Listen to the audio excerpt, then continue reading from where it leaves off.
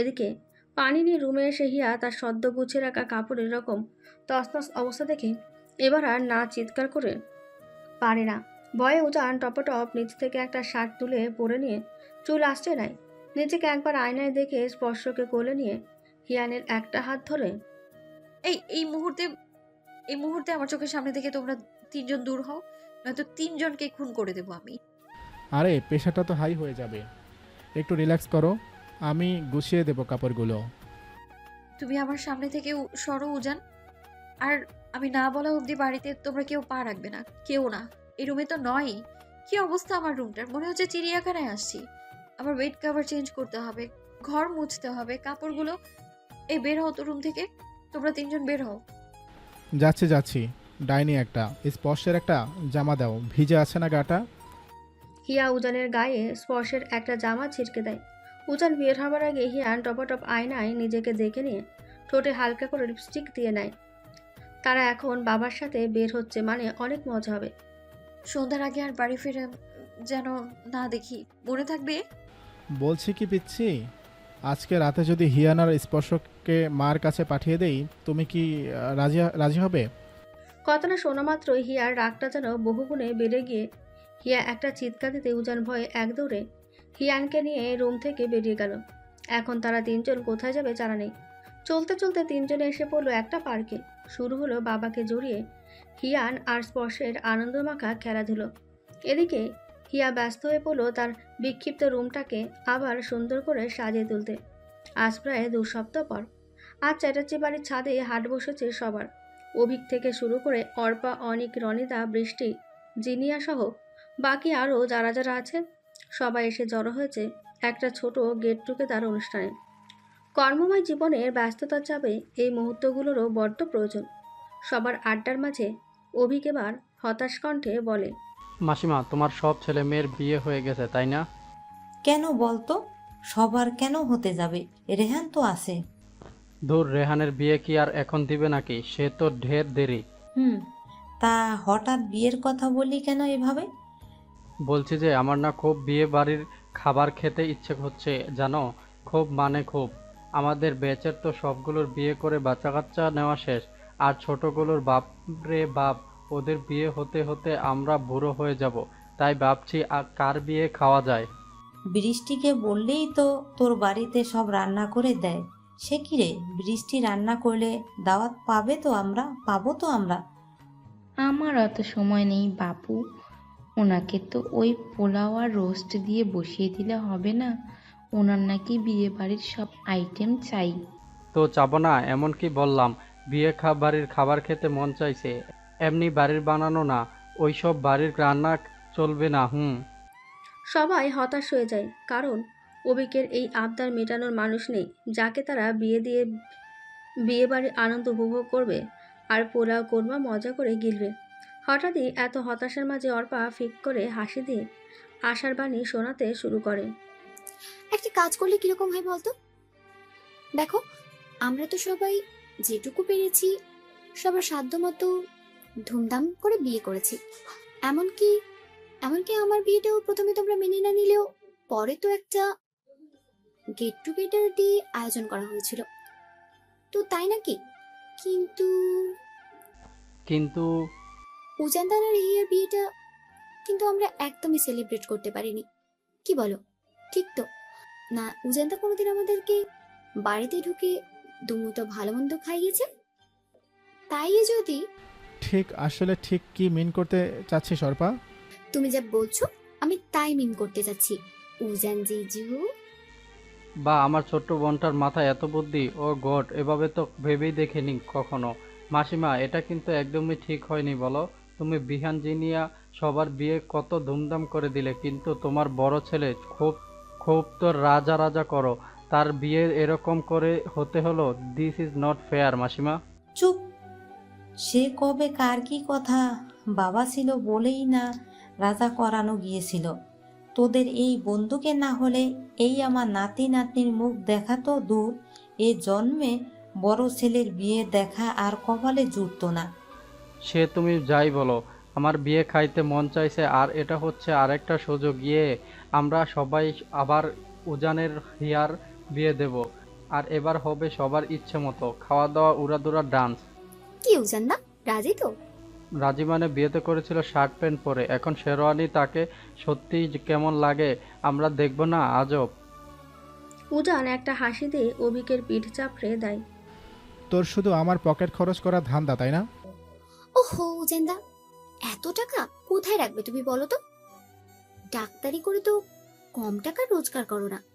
আচ্ছা আচ্ছা, তুমি বলো তো, কি কখনো বর্ষা আসতে ইচ্ছে করেনি? বা হিয়াকে বউ সাজতে দেখতে ইচ্ছে করেনি? হ্যাঁ, হিয়া অবশ্য সেদিন বউ সেজেছিল, কিন্তু ওর ব্যাপারটা তো ভিন্ন ছিল, তাই না? তার উপরে গায়ে হলুদ, মেহেদি, আর আর মোস্ট ইম্পর্টেন্টলি ফুলসজ্জার খাট।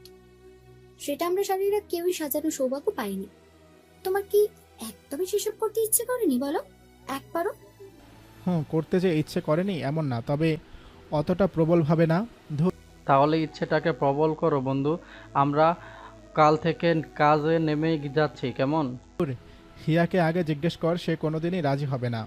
বলবে বুড়ো বয়সে ভীমরতি ধরেছে সবার। ওহো, ওই পেতনিকে রাজি করানোর ডিউটি আমার। আগে তুমি বলো, তুমি টাকা দেবে কিনা? আর অল্প স্বল্প দিলে কিন্তু চলবে না, একদম মোটা মোটা বান্ডিল ফেলতে হবে। একদম প্রথম বিয়ে চাইতেও অনেক অনেক ফিল আনতে হবে, বোঝো না? পাকনি চুপ কর, মা সামনে।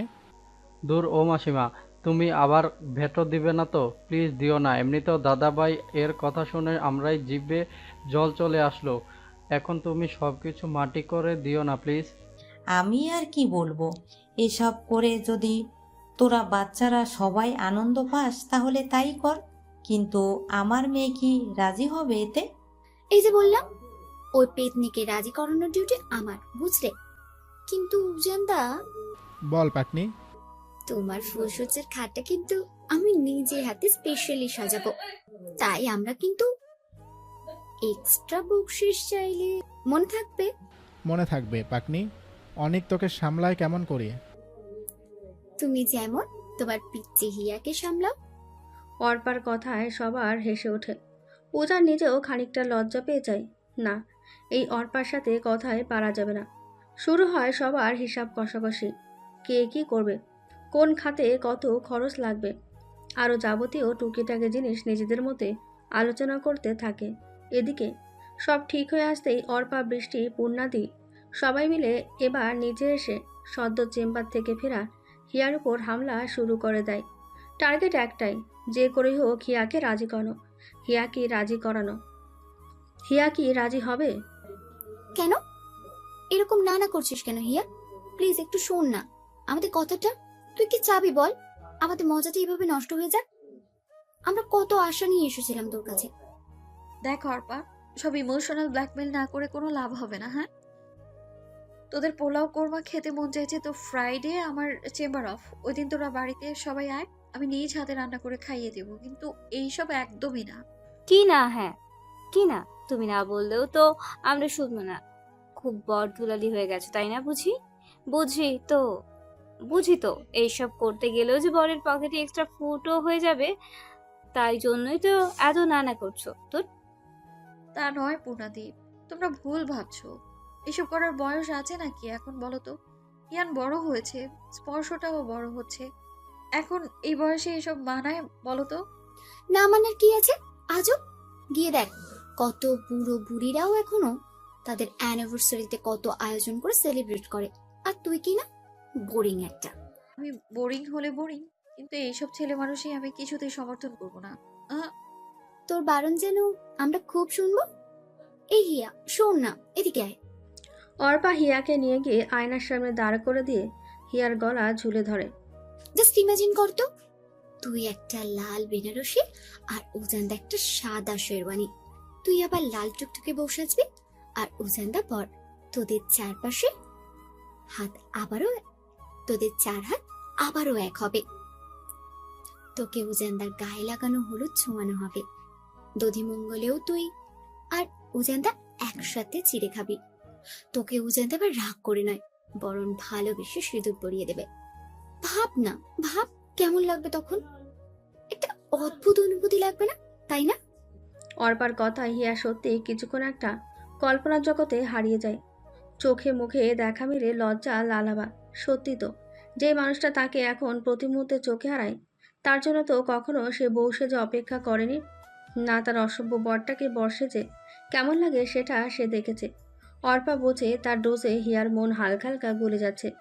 এই সুযোগে অর্পা ইনিয়ে বিনিয়ে আরও নানা কথা বলে হিয়াকে কনভিন্স করতে থাকে। তাও ব্যাপারটা কেমন হয়ে যায় না বলো তো? লোকে শুনলে তো হাসবে, বলবে দুটো বাচ্চার বাবা মা হয়েও আদে খেতে যায়নি। দূর, কে কি বললো তুই এখনো পাত্তা দিস? নিকুচি করেছে মানুষের কথায়। প্লিজ হিয়া, রাজি হয়ে যা না please.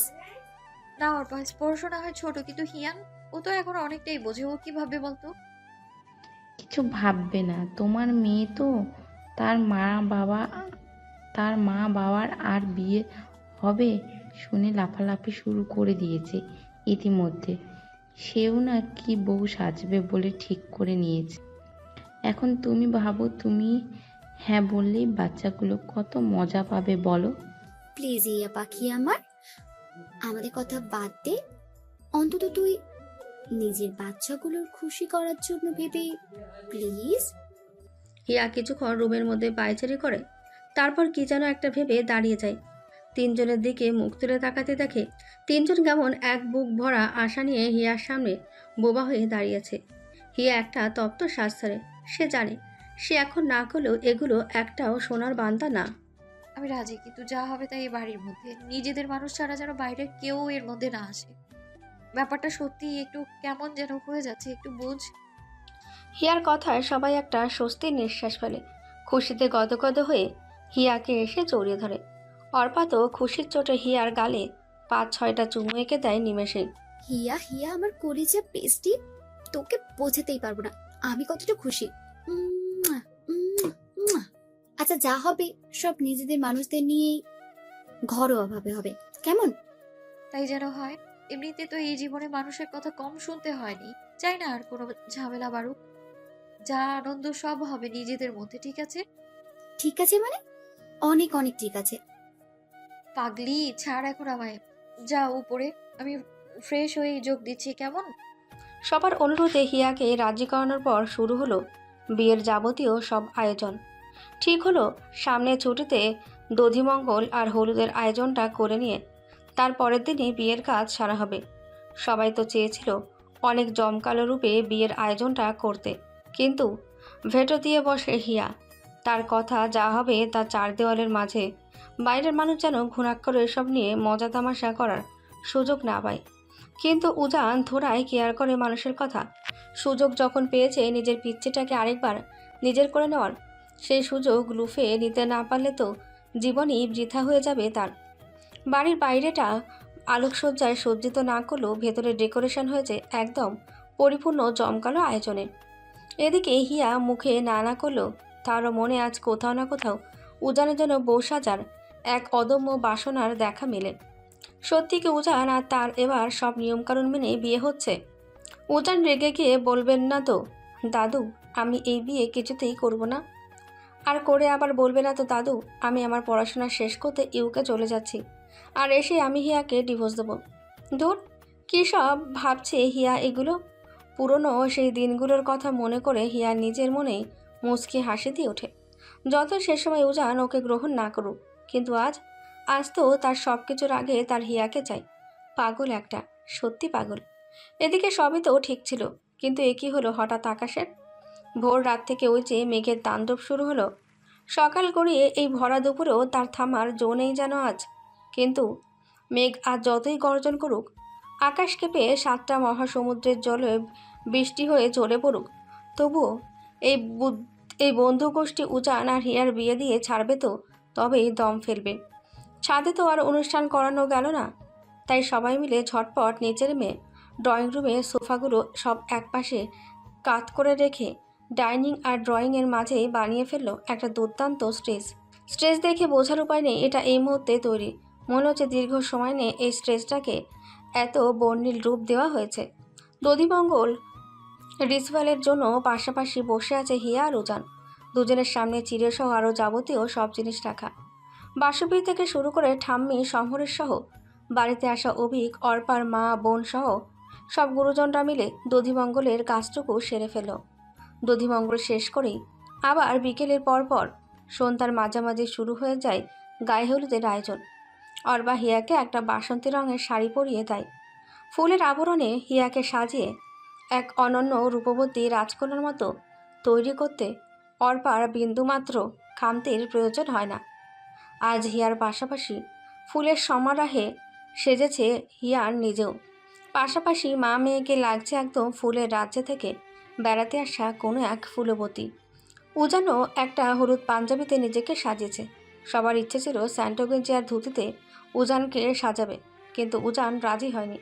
টিউলিপেতে Dasgupta ma'am, Sinha ma'am আরও অনেক সিনিয়র ডক্টরকে আমন্ত্রণ জানানো হয়েছে, আর তাদের সামনে এভাবে নিজেকে বসিয়ে রাখা অসম্ভব।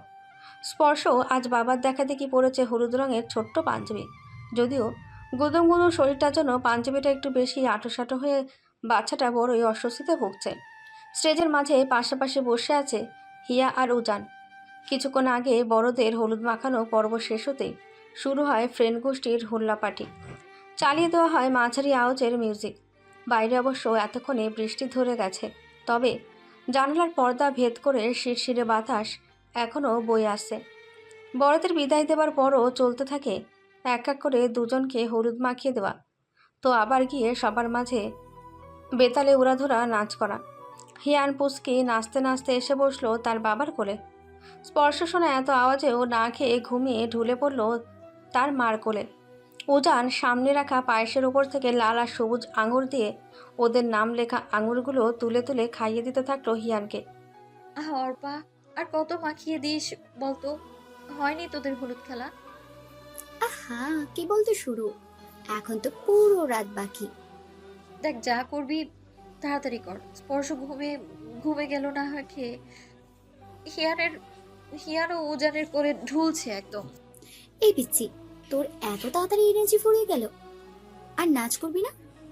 ওদিকে কাঁচা বাদাম গান দিয়েছে, আয় না, নাচ করবো তো। করবো তো, থামো না। গুলো খেয়ে নি আগে। দূর যা, শুধু সারাদিন খাস কিন্তু মোটার হোশ কোথায়? বরবেটির বাচ্চা একটা। আপা দেখো না, আমাকে আবার বদবদি বলে ডাকলো অর্পান্তি। না, ওকে বদবদি বলবো না। ভাইকে দেখি একটু মোটা সোটা হতে পারিস না, বটবটির বাচ্চা। অর্পা হিয়ানের গাল টিপে দিয়ে আবার স্টেজের সামনে গিয়ে শুরু করে তার নাচ। এরই মাঝে সিনহা ম্যাম আর দাশগুপ্ত ম্যাম এসে হলুদ মাখিয়ে দিয়ে যায়। হিয়ানও নিচে নেমে আবার শুরু করে নিহান আর অর্পার মেয়ে হিয়া সহ অবিকের ছেলে আইমান সবার সাথে তার মনের আনন্দের নাচ। উজান শোনো না, বলছি কি, কেউ তো আর মনে হয় না হলুদ মাখিয়ে দেওয়ার আছে। আমি উপরে যাই এখন। কেন, শরীর খারাপ লাগছে তোমার? না, স্পর্শের জন্য যেতে চাইছি। কিছু না খেয়ে ঘুমিয়ে গেল, আমি একটু গিয়ে ওকে খাইয়ে শুয়ে দিই, তাও তো পেটটা ভরা থাকবে বলো। উজান স্পর্শের মাথায় হাত বুলে দিয়ে ঠোঁট ছুঁয়ে দেয় স্পর্শের মাথায়। ঠিক আছে, ওঠো, আমিও উপরে যাই। হলুদ মাখিয়ে যা অবস্থা করলো সবাই। তুমিও উঠবে, থাকো না হয় কিছুক্ষণ। না, ওঠো। সবাইকে বুঝিয়ে শুনিয়ে হিয়া উজান উপরে আসতে সক্ষম হয়। স্পর্শের কথা ভেবে সবাই রাজি হয় উজান আর হিয়াকে ছাড়তে। ওপরে এসে উজান আগে নিজের হাত দুটো ধুয়ে নিয়ে স্পর্শকে বিছানাটা গুছিয়ে দেয়। তারপর, কারণ হিয়ার গায়ে উজানের চাইতেও বেশি হলুদ মিশে আছে, হিয়া এর মধ্যে বিছানায় শুয়ে স্পর্শকে খাইয়ে উজানের বানানো বিছানায় স্পর্শকে শুয়ে দিয়ে থাপড়ে দিতে থাকে। এদিকে উজান ব্যালকনিতে এসে ওর দুটো ইম্পর্ট্যান্ট ফোন কল সেরে ফেলতে শুরু করে। এর মাঝে হিয়ান দৌড়ে রুমে এসে তার মাকে জড়িয়ে ধরে। তারও এখন চোখ জুড়ে হাজারো ঘুম বিরাজ করছে। হিয়ানকে বসা অবস্থায় কোলে নিয়ে হিয়ানের মাথা নিজের কাঁধে দিয়ে হিয়ানের চুলে বিলি কাটতে থাকে। আমার মাটাকে আজকে একদম পরীর মতো লাগছিল, একদম একটা হলুদ পরী। মা, আমিও কালকে বউ সাজবো, লাল শাড়ি পরবো। আচ্ছা মা, কাল আমি নিজ হাতে তোকে বউ সাজিয়ে দেব। এখন এই জামা কাপড়গুলো পাল্টে দিই, কেমন? না না, আমি এখন বাড়ির পাশে ঘুমোবো, খুব ঘুম পাচ্ছে। না মা, আগে কিছু খাইয়ে দিই তোমায়, তারপরে একদম রাতে ঘুম যেও, কেমন? না ঠাম্মি, খাইয়ে দিল তো, আমাকে আর নেয়ালকে। আর কত খাবো? মা খাইয়ে দিয়েছে তোমাকে। আচ্ছা ঘুমাও তাহলে। তুই ঘুমিয়ে গেলে আমি তোকে মুছে দিই। ইস কি করেছিস দেখ তো হলুদ মেখে। কি মজা হইতে আজকে। ভাইটা শুধু ঘুমাই গেল, আমার কত মজা করলাম। হিয়া হিয়ানের কপালে ঠোঁট ছুঁয়ে দিয়ে নিজের কোলে হিয়ানকে থাপড়ে ঘুম পাড়িয়ে দিল। স্পর্শের পাশে শুয়ে দিয়ে ঘুমন্ত হিয়ানের গাটা ভালো করে মুছে দিয়ে হিয়া তার রত্ন দুটোকে মায়ের কোলে সব ভালোবাসা দিয়ে উঠে দাঁড়ালো। বড় মশারি টাঙিয়ে দিল বিছানায়। এর মধ্যে উজান ফোনে কথা বলা শেষ করে স্নান করতে ওয়াশরুমে ঢুকে হিয়া বলে ডাক দিল হিয়াকে। হিয়া ওয়াশরুমের দরজার কাছে এসে দাঁড়াতেই উজান একটানে হিয়াকে ঢুকিয়ে নিল ওয়াশরুমের ভেতরে। দরজার সিটকিনি লাগিয়ে আষ্টাপৃষ্ঠে জাপটে ধরল হিয়াকে। এসব তুমি কি করছো হিয়ানের বাবা? ছাড়ো আমায়, ছাড়ো না।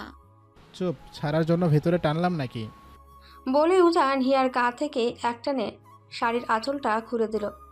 উজানের এই কাজে হিয়া তো পুরো থ। স্বামী হলেও আজ কেমন জানি কোথাকার কোনো লজ্জায় সে গ্রাস করতে শুরু করলো হিয়াকে।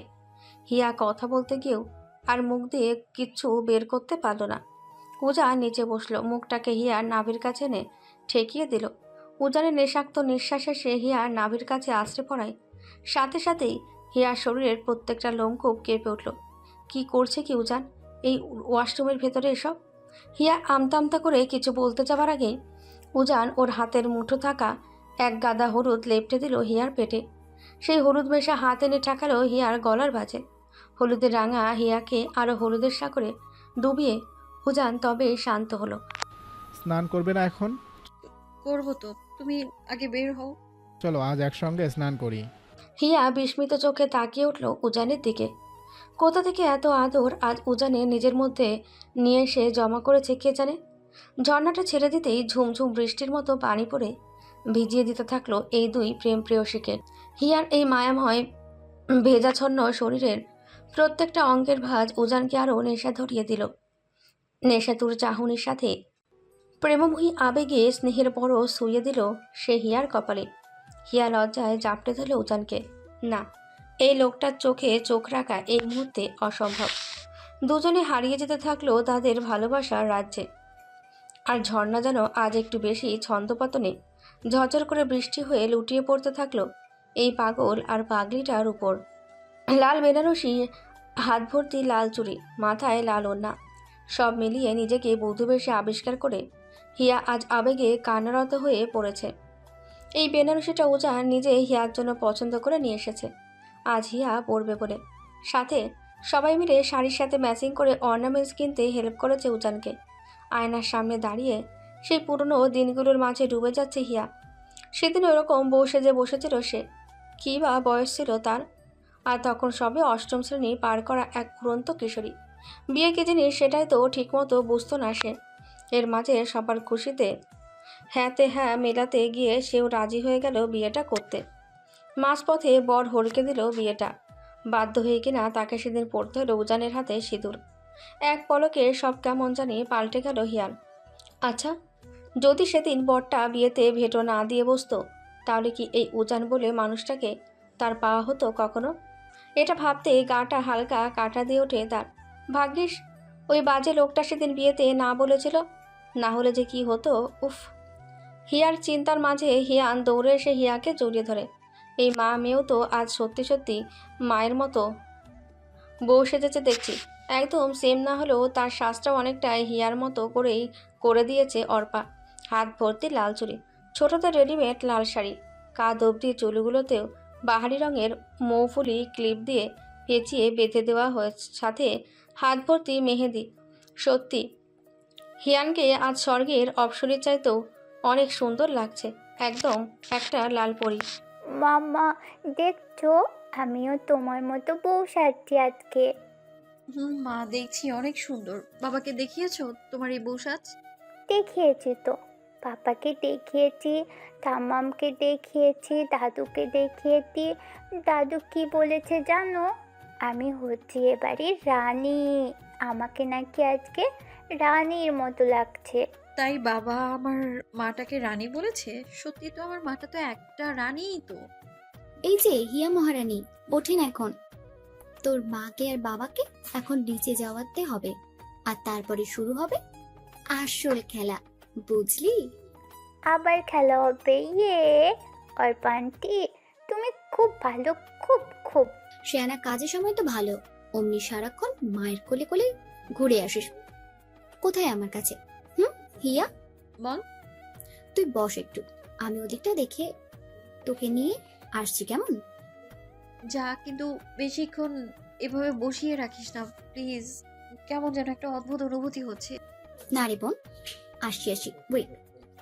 বলে অর্পা হিয়ানকে নিয়ে নিচে নেমে আসতেই উজান ওর ফোনটা চার্জে দিতেই রুমে আসে। আর ভেতরে ঢুকে চার্জার খুঁজতে গিয়ে বউ বেশে দাঁড়িয়ে থাকা হিয়ার ওপর চোখ পড়তে মুহূর্তেই তার চোখ আটকে যায়। হিয়া, আমার ফোনের চার্জারটা কোথায়?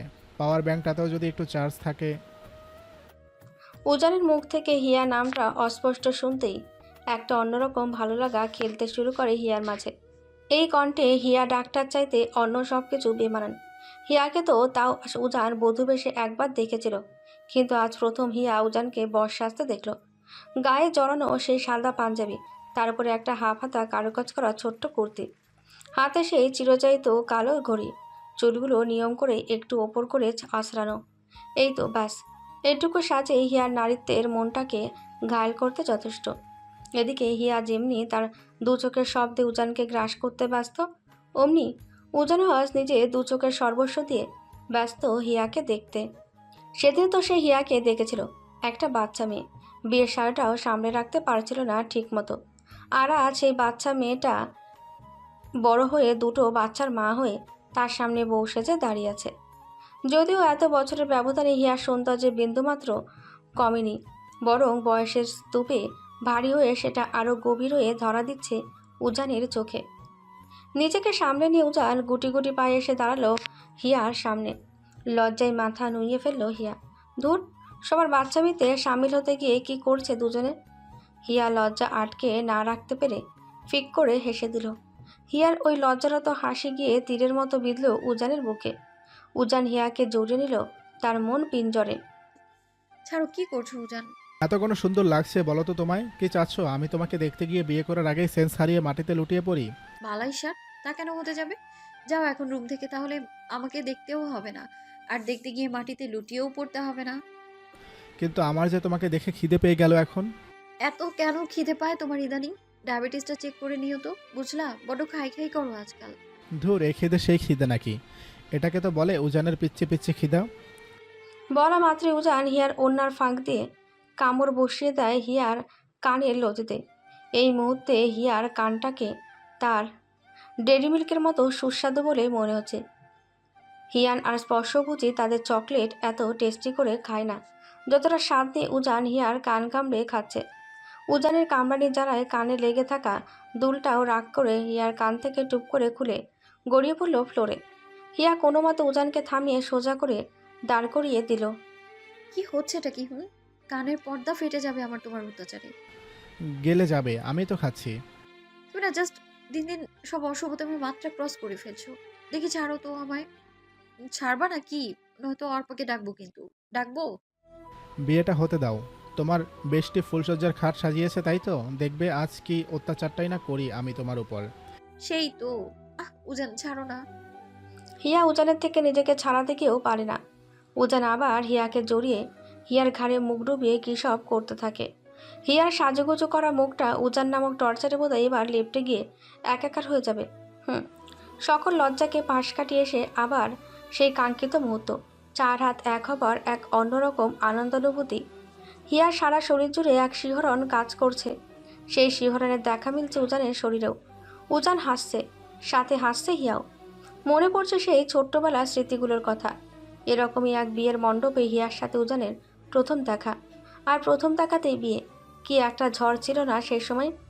হিয়ানার স্পর্শও আর নিচে থাকতে পারে না, দৌড়ে ছুটে আসে তাদের মা আর বাবার কাছে। তাদের মনেও আজ অনেক আনন্দ। হিয়ান তো তার সব বন্ধুদের বলে বেরোচ্ছে, তোরা কেউ তোদের বাবা মায়ের বিয়ে দেখেছিস? এই দেখ, আমি দেখছি। হ্যাঁ হ্যাঁ। হিয়ানকে কোলে নেয় উজান আর স্পর্শকে হিয়া। চারজনে মিলে সাত পাকে বাঁধা পড়ে একে অপরকে প্রতিজ্ঞা করে তাদের এই ভালোবাসা মৃত্যুর শেষ দিন অবধি বজায় থাকবে। ছোট্ট স্পর্শকে কোলে রাখা অবস্থায় উজান আজ হিয়ার স্মৃতি রাঙিয়ে সিঁদুর পরিয়ে দেয়, আর সেটা জোরপূর্বক না, বরং মনের গভীরে যত ভালোবাসা আছে তার সবটুকু দিয়ে। মুহূর্তেই এক ফোঁটা জল গড়িয়ে পড়ে হিয়ার চোখ দিয়ে। মনে হতে থাকে আজ সত্যি সত্যি সে পরিপূর্ণ। তার মতো সুখী মানুষ এই পৃথিবীতে আর দুটো নেই। বিয়ে পড়ানো শেষ হতেই হিয়া উজান সব গুরুজনদের থেকে আশীর্বাদ দিতে শুরু করে। সবাই তাদের মন উজাড় করে হিয়া উজানের জন্য একটাই প্রার্থনা করে, তারা দুজন যেন সবসময় এভাবেই হাসি খুশি ভালো থাকে।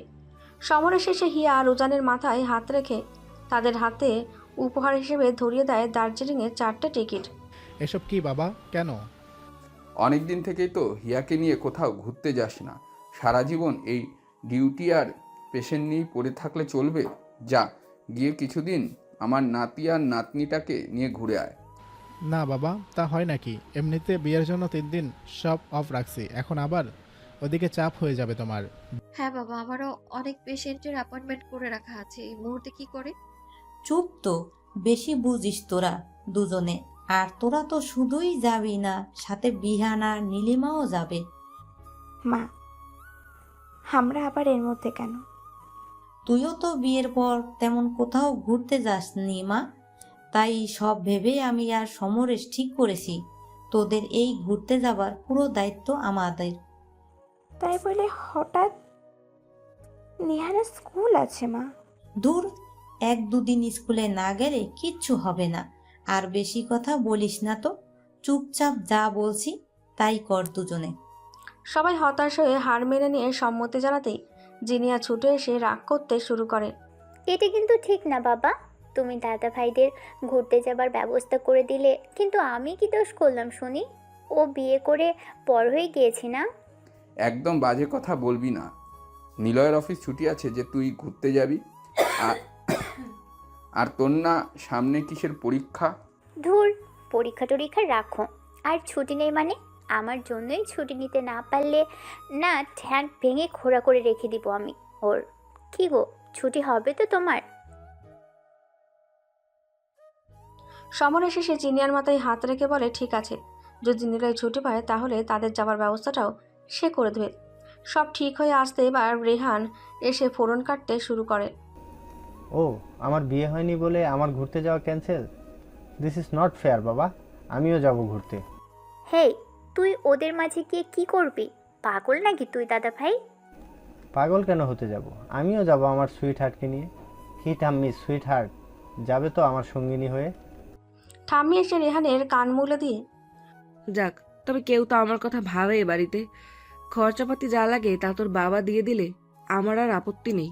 সবার এই যাবার কাণ্ড দেখে হিয়া এবার বলে ওঠে, তবে তাই হোক, সবাই যখন যাচ্ছে তাহলে মা বাবাই বা কেন বাদ থাকে? তারা গেলে সমরেশের বাসবিকেও যেতে হবে, নয়তো তারাও যাবে না। প্রথমে শক্তপোক্ত ভেটো দিয়ে বসলেও পরে নিজেদের এই 4 সন্তানের আর 2 বৌমার আবদারের কাছে হার মানতে হয় সমরেশের আর বাসবিকে। ঠিক হয়, এবার তাহলে একটা বড় করে ফ্যামিলি ট্যুর দেওয়া হবে। এদিকে অর্পা এবার অনেককে গুতাতে থাকে আর বৃষ্টি অভিককে যে তারাও যদি একটু ঘুরে আসতো ব্যাপারটা কিন্তু মন্দ হতো না। বেচারা অনেক আর অভিক বউদের এত মিষ্টি সুরের আবদার ফেলে কি করে? বউদের মলিন মুখটাতে হাসির রেখা টানতে বলে দেয়, ঠিক আছে, তাহলে তাই হোক, কেউই আর বাদ থাকবো না। সবাই মিলে এবার হামলা করে দেবো পাহাড়ের ঢাকা দার্জিলিংয়ের উপর। ওয়েট ওয়েট ওয়েট, সব তো হলো, এখন একটা ফ্যামিলি ফটোশ্যুট হবে না? সরি, দাদা ভাই আর বৌদিরও তো ছবি তোলা বাকি। উফ, কি যে করো না তোমরা, শুধু বলে রেহান সবাইকে জায়গা মতো দাঁড়িয়ে দিয়ে প্রথমে অনিককে বলে তাদের পুরো ফ্যামিলির একটা ছবি তুলে দিল। কত ভরা তাদের এই সংসারটা আজ, দেখেও কলিজায় শান্তি পেলে।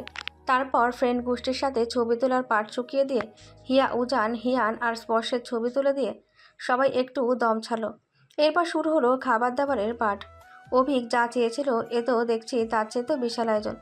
আজও আকাশ জুড়ে কালো মেঘ আর ভারী বৃষ্টি থাকায় ছাদ তো নয়, বাড়ির উঠানেও কোনো আয়োজন করা যায়নি।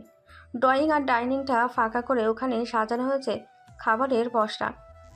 দিল খুশ হয়ে গয়া মেরে দোস্ত, এটাই তো চেয়েছিলাম আমি। বেশি কথা না বলে চুপচাপ খেতে বসো, দেখি কত খেতে পারিস তুই। ভাই, একবারে সব খেতে পাই বা না পাই, খাবার যা বাঁচবে সব প্যাকেট করে পাঠানো হবে আমার বাড়িতে, বুঝছিস? বুঝছি, এত খেয়ে ফেলিস না, ভুঁড়ি হয়ে ফুলে যাবি ছাগল। বলেই উজান অভিকের মাথায় গাঁটটা মেরে খেতে শুরু করে। সবার খাবার দাবারের পর্ব শেষ হতেই শুরু হয় এবার ফুলশয্যার রুমের দিকে যাত্রা। আর রুমের দরজায় এসে কড়া শাসনে দাঁড়িয়ে যায় অর্পা, বৃষ্টি সহ বাকি সবাই। এত কষ্ট করে ফুলশয্যার খাট সাজিয়ে দিয়েছে, টাকা তো না মিলেই চলবে না আজ। রাত 12টা পার হচ্ছে অর্পা, আমার বাচ্চাগুলো ঘুমোবে, বোঝে একটু। অত শত বুঝি না, উজানটাকে বল টাকা দিতে, পরে গেট ছাড়বো। দাও না, কি চাচ্ছে? আমার আর দাঁড়িয়ে থাকতে ভালো লাগছে না। আর বললেই তো এত টাকা দেওয়া যায় নাকি? কি দুটো ফুল দিয়ে খাট সাজিয়েছে, তার জন্য আবার ডিমান্ড দেখলে 20,000 টাকা। তা দিয়ে দাও না অর্পা। শোন, ওকে কি কি কর মানে আমাকে তো রুমে ঢুকতে দে। এসব শাড়ি গয়না একদমই আর পরে থাকতে পারছি না রে আমি। একটু তো বুঝি, স্পর্শকে খাওয়াতে হবে, ভালো করে ভাতটাও খাইনি আজকে। হিয়ার শুকনো মুখ দেখে সবাই রাজি হয় হিয়াকে রুমে ঢুকতে দিতে, কিন্তু উজানকে তারা কিছুতেই ছাড়ে না। রুমে ঢুকে হিয়া আগে ওর গা থেকে যত গহনা আছে সব খুলে রাখে, এমনকি ওর পছন্দের চুড়ি সেটাও আজ আর পরে থাকে না। 12টা পার হচ্ছে, নির্ঘাত একটু পর স্পর্শ কান্না শুরু করে দেবে। তাই হিয়া তড়িঘড়ি করে শাড়ির আঁচলটা কোমরে গুজে আগে হাত মুখটা ভালো করে ধুয়ে আসে। এদিকে উজানের থেকে 20,000 নিয়ে তবেই অর্পারা উজানকে ছেড়ে দিতে রাজি হয়। কিন্তু এ মা, এটা কি হচ্ছে? ফুলশয্যার খাটে বসে হিয়ান আর স্পর্শ কি করছে? তাদের তো এই রুমে আজ নট অ্যালাউ। তাহলে হিয়ান বসে বসে বিছানায় ছড়িয়ে রাখা গোলাপের পাপড়িগুলো হাতে মুঠ কোচা, স্পর্শ টেনে টেনে ছিঁড়ছে রজনীগন্ধা স্টিকগুলো। এত বাহারি ফুল দেখে দুই ভাই বোনের মনের আনন্দ আজ দেখে কে? এখন এই রুম থেকে বের হলে তো তারা।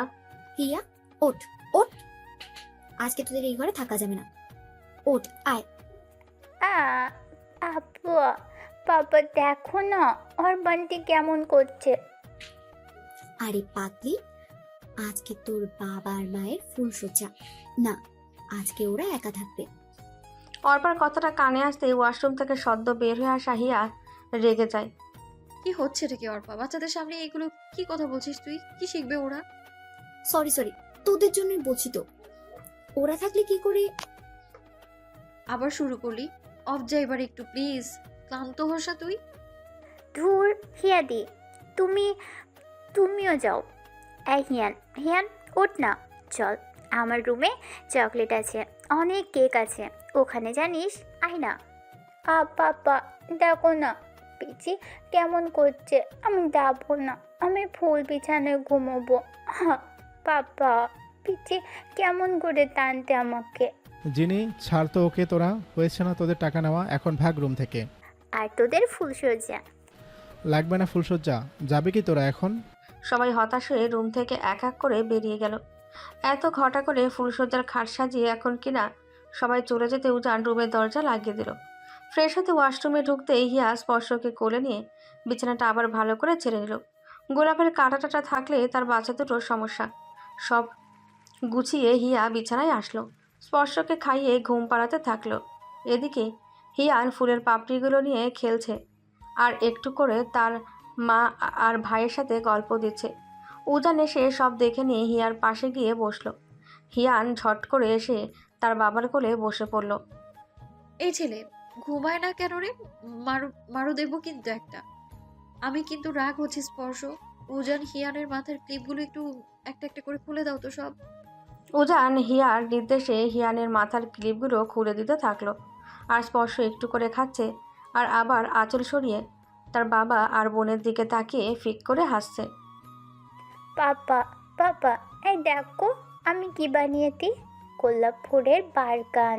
খাও কি মজা না? উজান এমনি আম করে খাওয়ার ভান করে বলল, খুব মজা, কি টেস্টি। মা তুমি খাবে? এ নাও। খুব মজা। ঘুমাও এখন তুমি, অনেক বাচ্চি হিয়ান। না আমি আরো খেলবো। দেখো স্পষ্ট ঘুমাইনি এখনো, আমি তো রোজ ভাইয়ের পর ঘুমাই। ভাই ঘুমা তুই। বলে হিয়ান স্পর্শের মাথায় হাত বুলে দিয়ে স্পর্শকে চুমু খেল। শুরু হলো আবার তাদের রাতের একপালা খেলা। না, এইভাবে হবে না। উজান লাইটটা অফ করে দিয়ে আসো তো দেখি। যাও, এসে জানালাটা খুলে দাও। জিনির রুমের বেলকনি থেকে এখন আলো আসবে। হিয়ার কথা মতো উজান তাই করলো। লাইট অফ করে দিয়ে সে জানালাটা খুলে দিল। ঘরটা মুহূর্তেই একটা জ্যোৎস্নামাখা মায়াপুরীতে রূপ নিল। বাইরে এখন হালকা গুড়ি গুড়ি বৃষ্টি হচ্ছে, তবে বাতাস আছে প্রচুর। বাতাসের চাপে জানালার পর্দা দপদপ করে উঠছে। উজান সেই উড়ন্ত পর্দাগুলো একপাশে গুজে দিল। এর মাঝে স্পর্শ আবার ওর মায়ের কোলে গভীর ঘুমে ঢুলে পড়তে সক্ষম। হিয়া স্পর্শকে শুইয়ে দিয়ে হাত বাড়িয়ে হিয়ানের গায়ে হাত বুলাতে হিয়ানও কিছু সময় পর তার ভাইকে জড়িয়ে ঘুমের রাজ্যে হারিয়ে গেল। দুজনের গায়ে কম্বল জড়িয়ে দিয়ে হিয়া একটা শান্তির শ্বাস ছাড়ল। যাক, আজকের মতো ডিউটি তার কমপ্লিট। উজান দেওয়ালে বালিশ থেকে হিয়াকে উল্টো দিকে নিজের বুকে এনে ফেলল। পুরো ঘর জুড়ে অন্ধকার, শুধু জানলা ভেদ করে আসা কিছু আলো এসে পড়ছে বিছানায় আর হিয়ার শরীরের উপর। বাইরে গুঁড়ি গুঁড়ি বৃষ্টি এবার মুষলধারে পড়তে শুরু করেছে। পর্দা ভেদ করে বৃষ্টির ছাট এসে গায়ে লাগছে হিয়ার। হিয়ার শাড়ির আঁচল দামানো, বৃষ্টির বিন্দু বিন্দু জলকণা এসে জড়ো হচ্ছে হিয়ার গলার নিচে, বুকের উপরে। উজান আলতো হাতে মুছে দিচ্ছে সেই লেগে থাকা পানি। হিয়া আজ লজ্জা পাচ্ছে উজানের চোখে চোখ রাখতে। লজ্জা পাচ্ছে আঁচল সরিয়ে শুধু ব্লাউজ পরে উন্মুক্ত শরীরে উজানের সামনে বসে থাকতে। লজ্জা পাচ্ছে উজানের খোলা বুকের সেই লোমগুলোর দিকে তাকাতে।